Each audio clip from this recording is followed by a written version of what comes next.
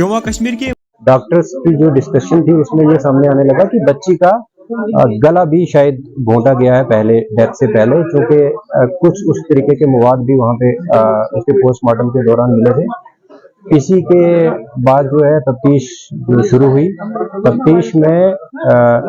जो चीजें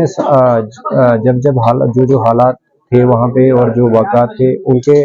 मद्देनजर रखते हुए फैमिली जो है वो प्राइम सस्पेक्ट जो है वो उभर के सामने आने लगी। जब फैमिली मेंबर्स को भी सेपरेटली क्वेश्चनिंग की गई और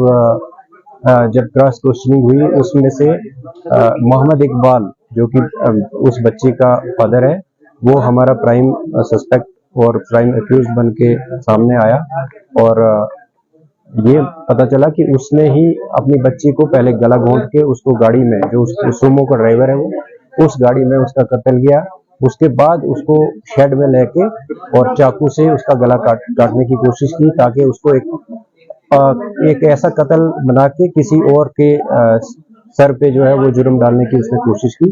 बहरहाल हमने मोहम्मद इकबाल को गिरफ्तार किया है और उसके इंकशाफ पे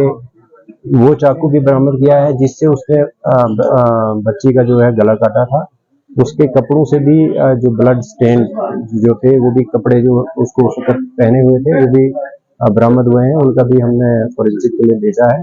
और बाकी जो टेक्निकल तौर पे भी उसको एविडेंस को कॉर्पोरेट करने की कोशिश की गई है वो भी बरामद हुआ है। और अभी तक सिर्फ एक ही अक्यूज्ड जो है वो तफ्तीश में सामने उभर के आया है, वो मोहम्मद इकबाल खटाना है जो कि लड़की का बाप है और उसको गिरफ्तार किया गया। देखिए ये मोहम्मद इकबाल खटाना और उसकी वाइफ के जो है ताल्लुकात ठीक नहीं थे और वो लगभग 1 साल से किसी पर्सनल अपने इश्यूज पे लड़ाई करते रहते थे। इस शाम भी जब वो काफी लड़ाई उनकी आपस में हुई और बीवी ने अपने खामद को इकबाल को काफी हीटेड आर्गुमेंट होके थप्पड़ भी मारा और वो एक फ्रस्ट्रेशन की हालत में घर से निकला। बच्ची भी उसको फॉलो कर रही थी और वो अपने आप को बेसिकली मारने की गर्ज से निकला था और चाकू उसी वक्त अपने घर से साथ रखा था। लेकिन जो ही बच्ची उसको फॉलो की और साथ में गाड़ी में बैठी तो वो